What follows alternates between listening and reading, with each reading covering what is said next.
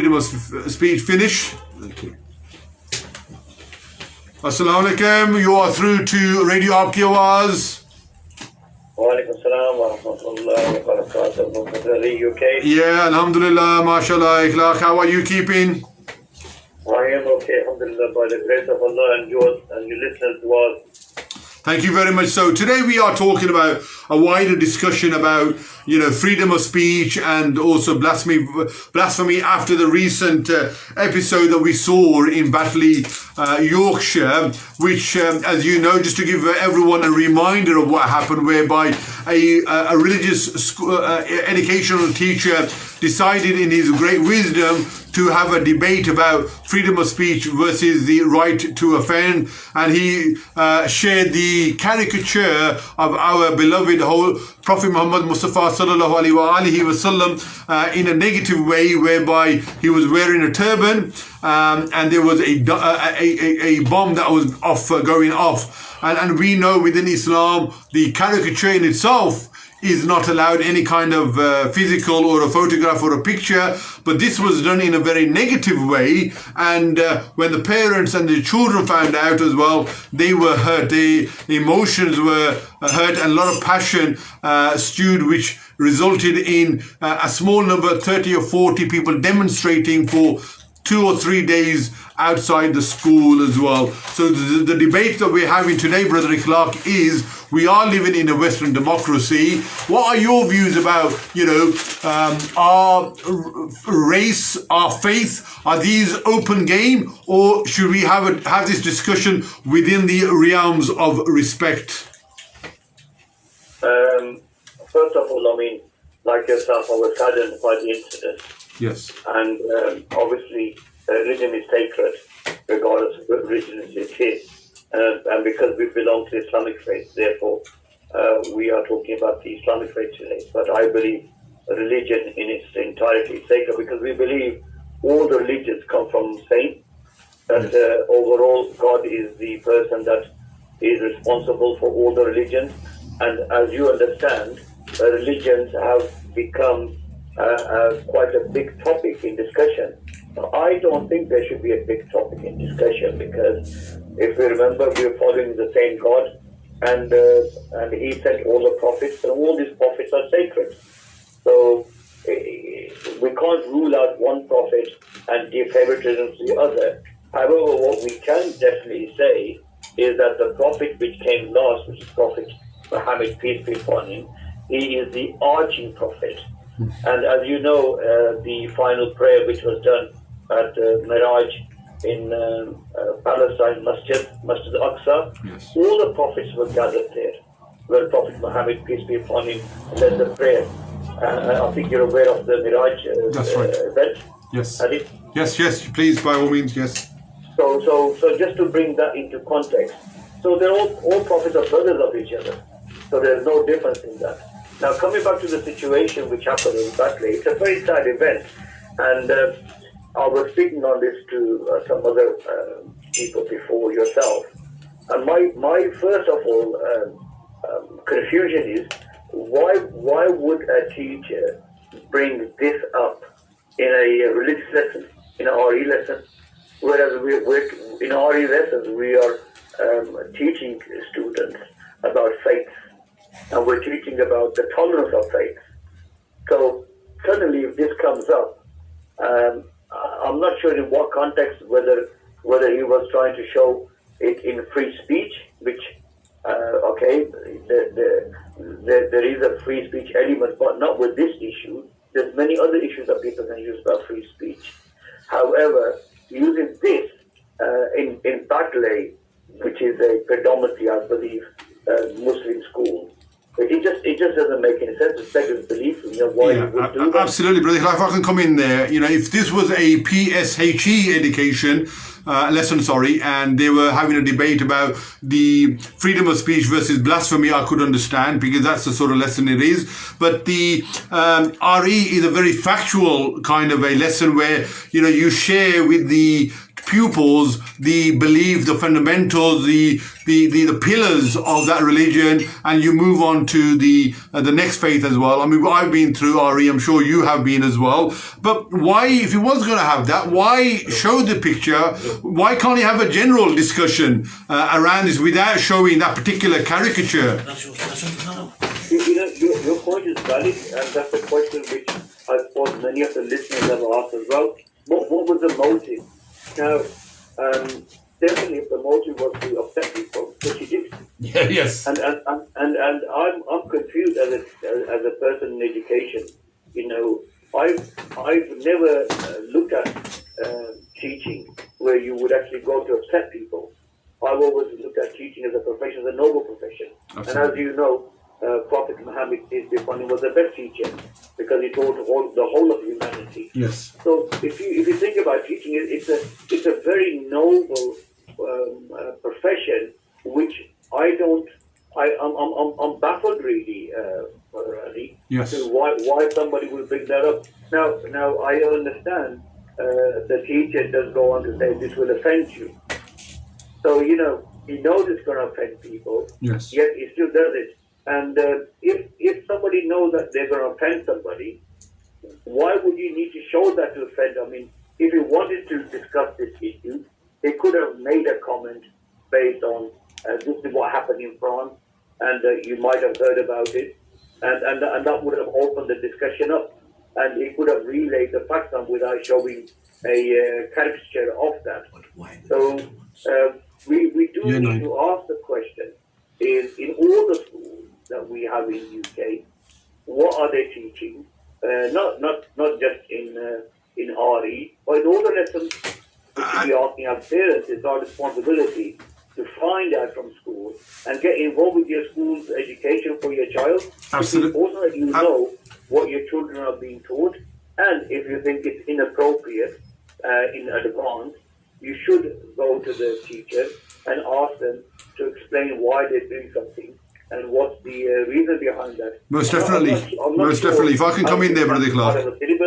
Yes, no, and we're just going to come on that really, because being an RE teacher, he can't claim to be ignorant about the religion. He has a basic understanding of each religion. So he already in his opening gambit realized this was going to be heard, but he nonetheless sort of carried on. So he's almost like, he was acting on his own accord, because certainly the swiftness in which the school and the head teacher apologized and also dismissed him certainly shows that this was not something that they had agreed to or had licensed off. And also the question that I ask is, did he have a similar debate when he was teaching Sikhism, when he was teaching the Jewish faith, and also the Christianity faith, or was he just having a particular sort of issue with freedom of speech when he came to Islam? That is a question that I would want to have answered. I mean, that would be really good. I mean, it would be nice, perhaps at the radio station, whether you can reach out to the teacher and say, look, perhaps you can put your view across. Yes. Tell us why you did that, and we might get a better understanding of why somebody. I'm sure in hindsight, he realizes what's happened is really not probably what his intention was, or only, I don't know whether it was his intention that.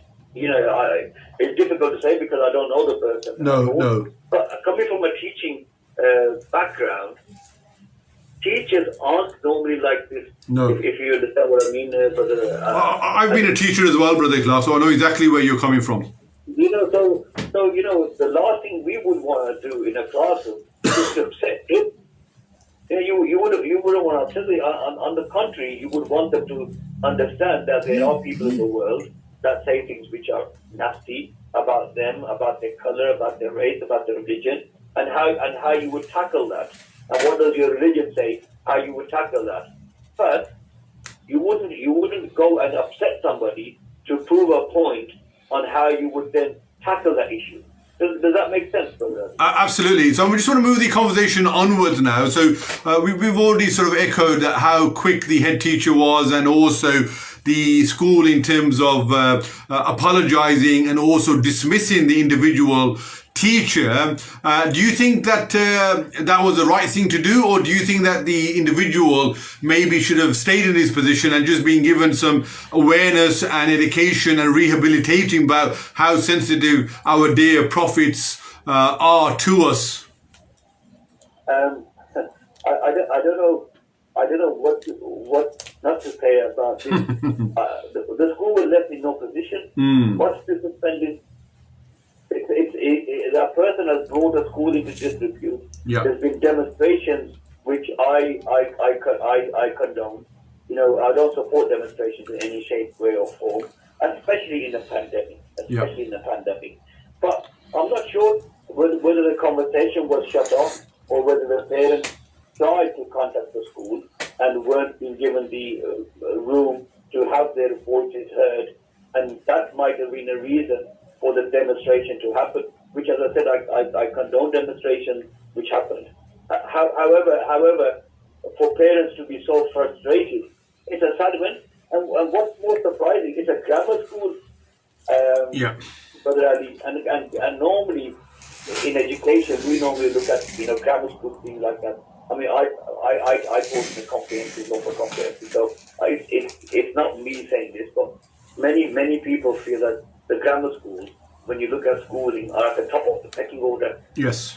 So coming from a grammar school, I would have expected a better way of not just grammar school, but all schools, but especially from a grammar school in the context that I've spoken about. I would have thought it would have been more sensitive. And the area is in Aklaq. That's right. And I'm not saying it's right to do it in Inverness or somewhere remote. All I'm saying is, you've got a majority of Muslims, as far as I understand, Aklaq area, majority of Muslim children going to this school, and then you would show something which would offend or deeply offend any Muslim in the world, and so the reaction of the kids is understood, and the reaction of the parents. But I think we should. My suggestion to you, Brother Ali, is first we should ring the school up and say, look, we just want to hear what's your take on this, because I don't think the school's been in the papers, yes, and papers will say one way or the other way, and some papers are positive and some papers are negative, because papers need to sell their headline, but the radio station doesn't need to sell their headline. No. So it might be a good idea if you could probably make contact with the school and say, look, we want to give you the opportunity to come on a radio station and explain what happened and where do you think it went wrong, or where do you think it didn't go wrong? No, most definitely. Leave that to us. We will certainly make those inquiries on behalf of the listeners of Radio Aapki Awaaz. Today we have Brother Aklaq sharing his views about the episode, the rather sad episode that we've seen over the last week in one of the schools in Batley, Yorkshire, whereby a negative caricature of our beloved Prophet Muhammad Mustafa sallallahu alaihi wasallam was shown to Year 9 children, and it was all about freedom of speech versus blasphemy. You've already mentioned, Brother Aklaq, that you condone all forms of demonstration, but at the same time, the parents wanted to get across their high emotions and their displeasure in terms of what was being taught to their Year 9 children. So, what advice would you give to the listeners and to the parents there? How can they better channel some of that emotion in a more, better way, which will have less of a backlash on social media and from ministers who have also condoned the demonstrations, and at the same time the message would have got clear to the school? Because one thing that I have noticed, Brother Aklaq, I don't know whether you have, but there has been a real absence from some of our elected members, some from maybe Muslim teachers, from Muslim faith leaders, and collectively trying to win the hearts and the minds of the wider public about why this is a red line for Muslims, because all they're seeing is that these are bearded blokes, 30 of them outside a school, disrupting young children's education after 3 months of lockdown, and they've just had a scalp in terms of a head teacher simply because he decided to show something that the Muslims don't agree with. Thoughts? I mean, there's a vacuum. There is a vacuum of parents sorry, on our politicians. Yeah. Definitely, and I'm really again shocked. You know, when it's a critical issue like this or any other issues, where do our politicians actually go? Do they go to some kind of special safe haven where they're not able to hear and listen and talk? I am confused. I mean, I know one MP has. I won't mention their name. One MP has spoken out about this. But my concern is you've got lots of local councils. I'm sure many of the councillors who belong to the community, they should have come out. And also, I think, looking at all our councillors throughout and other MPs throughout the UK, they should look at this incident so it's not repeated in their towns, and they should look at it and try to understand what happened and make sure that this does not occur, anything similarity to this, in their towns or in their schools or in their patch. That would be very, very useful for them to do, to learn from this. But coming back to the situation, what could parents actually do? I don't know what parents actually did about this. I mean, my normal thinking would be that you would contact the school secretary or the school receptionist, and if you can't get hold of them by phone, because obviously, as you know, a lot of things are happening by remote these days because of lockdown, they would then send them an email, and the email can be addressed both to the head teacher, to the head of department, and to the governing body. So you would have one email which would address those three important people and ask for an urgent meeting, and all the parents can do that. One of the advantages we've had in lockdown, if I can call it as an advantage, being a optimist, is you've got lots of social media interaction via Zoom and Teams and other forms. So a parent would have been able to set up a meeting on Zoom or one of the platforms, and they could have had this discussion on the internet and formed an opinion of how to approach that. And the same thing could have happened. They could have invited the school into that, and that would have made a big impact in the discussion. And I think it wouldn't have got to the media the way it has, because you're right. Having people with a beard standing outside, it doesn't paint a very good picture, because it's already talking about Prophet Muhammad, peace be upon him, and they've characterized that as a terrorist, na'udzubillah, Allah, and you're saying then about a person that you have nearly 2 billion people following. Absolutely. 2 billion people. Yeah. Out of 7 billion. Absolutely. So then you would do something like this. Coming back to the situation in France, what the person did was totally unacceptable. Well, France is France, and we don't really want to look at that. We're out of Europe now, so hopefully our country can pave a better way and better understanding and more tolerance. But this is not about free speech. I don't see how this can become a free speech. It's like saying, Brother Ali, if I start swearing at you, which I'm not. I'm not saying. For the listeners, if I start swearing at somebody's mom and dad, or calling them you're a terrorist, or this, how would they look at it? Absolutely. No, well said. Thank you, Brother Aklaq, for your insight into the situation that we find ourselves in about freedom of speech versus blasphemy. Thank you, as always, for being the guest on Radio Aapki.